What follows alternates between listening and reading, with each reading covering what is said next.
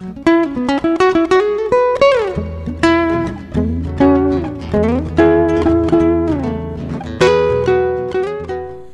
there, welcome to Cork Meets Fork, match number 2. I'm Robert Mitchell, and we've got a fun little tasting where we're tasting some Spanish wines today.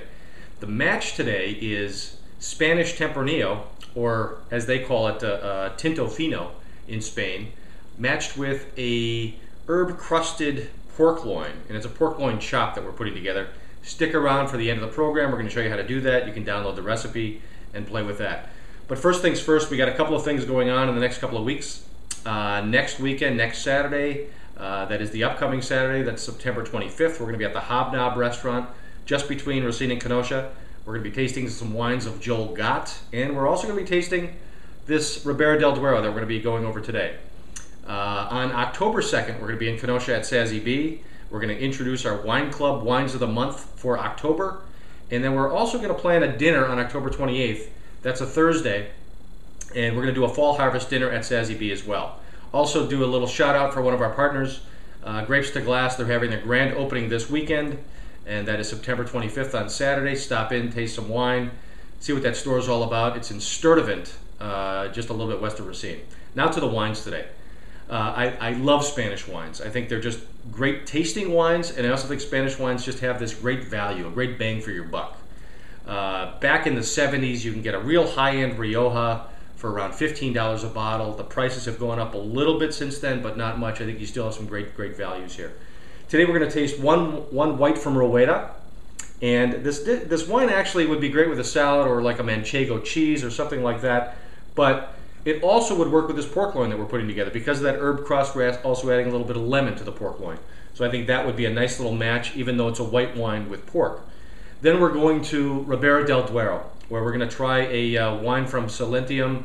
Castillo de Robledo is the name of the producer, and a fantastic little 2006 Tempranillo. It's a Joven. It's going to be a little bit younger, but a nice wine. And then we're going to finish off by going to Rioja, and we're going to try a Rioja Crianza, and we're going to tell you a little bit more about that later. But first, let's try this white wine from Rueda. And if we're looking at these regions here, you have up in the north central part of Spain, and Rueda is going to be a little bit on the west central part of Spain, and it's a region, Rueda, where they produce the Verdejo grape. 84% of production up in Rueda is white wine, and predominantly the Verdejo grape.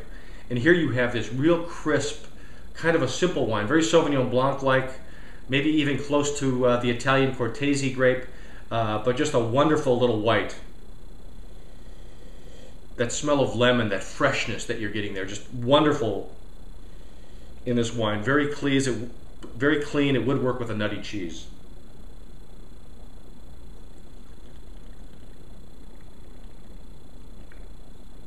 Very good acid, very clean. You get a little bit of this kind of limestone minerality, which is present up there. There's some chalky soil up in Rueda, and you're definitely getting that with this wine here. But a real nice white, great starter. We're still going to have some Indian summer here in the Midwest and out of the East Coast yet before we get into the heavy fall. So these white wines still have a place here. Give this wine a shot. And you'll be able to pick this up online today too. It's $11, so a great little value wine.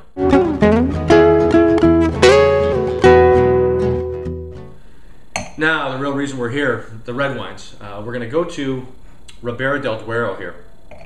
And this wine from Castillo de Robledo is peaking right now. It's a younger Tempranillo, so it's not going to have as much time in the bottle. You're not going to be able to sit on that as long as the Rioja that we're going to try third. But right now, it's peaking. Many people ask me all the time, how long can you hold a wine? When is that wine ready to drink? And I always say you have to taste it. I mean, it could change depending on humidity in the air, how the wine was stored, that particular vintage, of course. Here you've got a wine that right now I don't think it's going to get any better, and I think it's probably better than it's ever tasted. That kind of earthy Spanish nose, a little bit of that barnyard, just a hint, not over the top. Bright blackberry fruit. Great in the nose. Starting to get a little brown edges there, which is something that happens once that wine starts to age a little bit.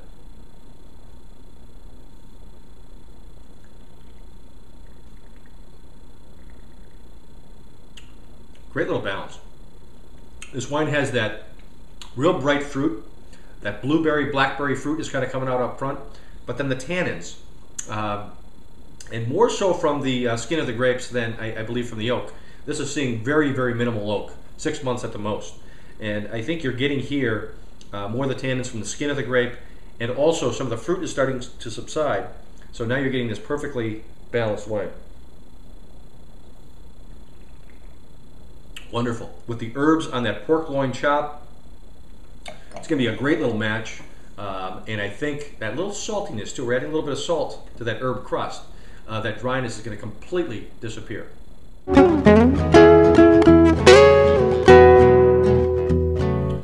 Now the star of them all here, Rioja. Rioja was the wine region in Spain, right in the central part of Spain. Ribera del Duero is going to be a little bit further to the west, and then you've got Rueda a little bit further to the west, but that's all up in the northern part of Spain. Rioja is the first wine that really came here to the United States from Spain. Spanish cavas probably followed that, the sparkling wines, but people knew Spain from the Riojas as far as wines go. And here you have a Rioja Crianza. This is from Bodega Puyas, their Rioja Crianza. Crianza is a term that's used for how long the wine is aged before it's actually released.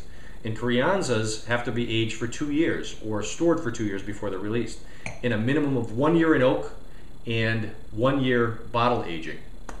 You also have a Rioja Reservas, which have to be aged 3 years, 1 year in oak, 2 years in the bottle before releasing. And then you also have the Grand Reserve Riojas. The same type of aging requirements and the same jargon is used in Ribera del Duero as in Rioja. And a Grand Reserva, 5 years of aging before released, 2 years minimum in oak, and 3 years in the bottle. Here you've got a Crianza, 2 years of aging. And that 1 year of oak is coming out big time. You get that toasted, little vanilla, that real toastiness. The same kind of berry fruit that you were getting in the Ribera del Duero, but it's a little bit more muffled because the oak is kind of taking charge here. And that's really kind of a signature of Riojas. That oak really shines through.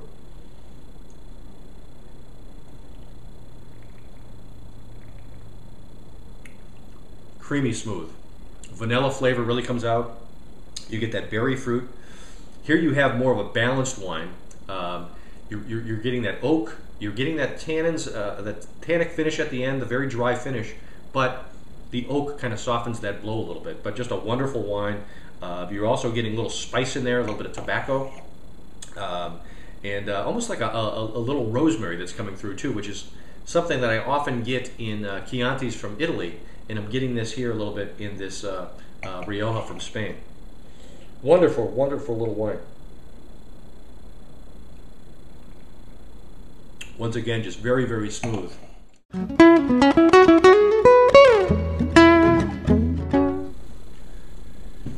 And the food match. This is what Cork Meets Fork is all about. The wine with the food. So the dish, we have a herb encrusted pork loin, roasted tomatoes with a little garlic and thyme. We have collard greens that have just been cooked with some smoked bacon, and we have a little turnip puree here. Let's give this a shot with this dish, with the wine rather.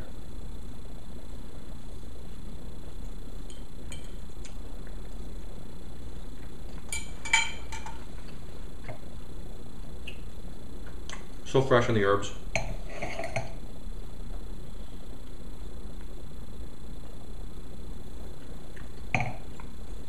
It's beautiful.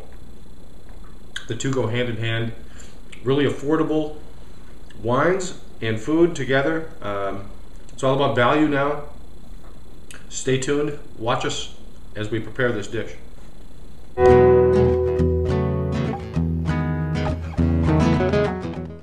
Now for the food portion of Cork Meets Fork, and today's recipe is very simple, and it's a value-oriented dish too. It's very inexpensive, but it's an herb-crusted pork loin chop, And what we're doing for sides in this dish is we're doing a turnip puree, just a little bit of cream and butter, very simple.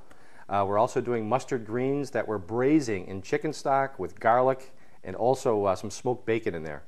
And the tomato dish, we're roasting some tomatoes, and I'm going to show you how to do this. Very, very simple.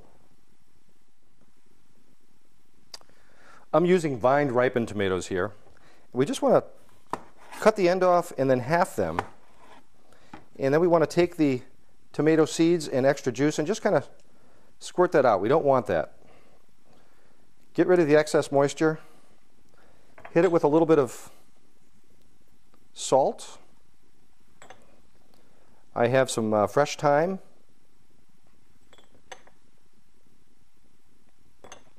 And then garlic. And we're going to take the garlic, we're actually going to stuff that inside the tomato so it doesn't burn in the oven. And you're going to get that nice roasted garlic flavor with the tomatoes. We're going to take those stuffed tomatoes, 3 tomatoes will give you 6 halves, six pieces, and we're going to roast them in the oven on 350 for about 1 hour and 15 minutes. It's going to bring the sweetness out of the tomato. That goes in the oven, and then we've got the pork loin itself. And this is a little $7, $8 pork loin. And what we did, we trimmed the fat off earlier to go into our pork jus that we're going to be serving over the top of this. And we're going to cut this into little pork steaks. Now in slicing these chops, I like a thick cut. That way you can have a nice medium temperature on it without overcooking it, and it's just super, super tender. I also trimmed off a little bit earlier that we're using in our pork jus, our little sauce that we're going to drizzle on that after the fact. Now this pork jus, or just the juice of the pork, we use some scraps, a little bit of celery, onion, there's a little bit of garlic in there too, and we're just going to use this juice to drizzle over the top of the pork loin. Here we have a little bit of lemon rind, we've got some garlic, sage, rosemary, and parsley, and we're just going to chop this all finely.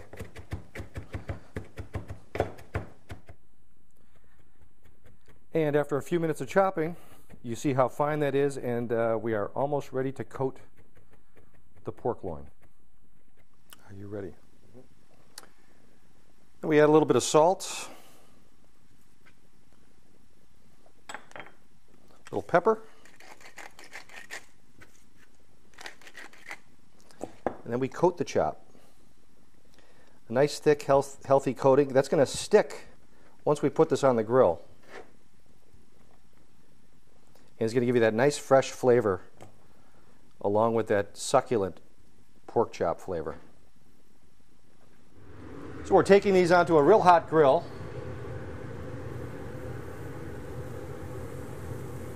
And we're going to let them go for a bit.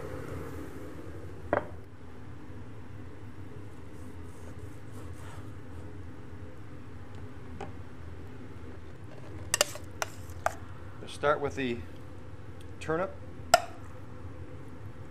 Just really clean, really fresh. Add a little bit of the mustard greens. Got these wonderful roasted tomatoes. We're going to stick right in there.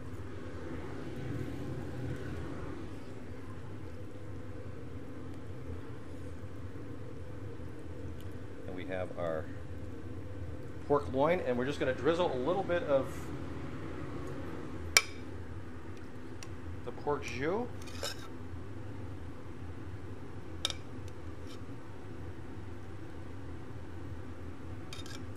That's just going to freshen everything up, and then just a little touch for a garnish. We're going to take the same greens that we played with and just going to give a little touch on the plate there. This is the crust on the pork, just for a little extra flavor and design.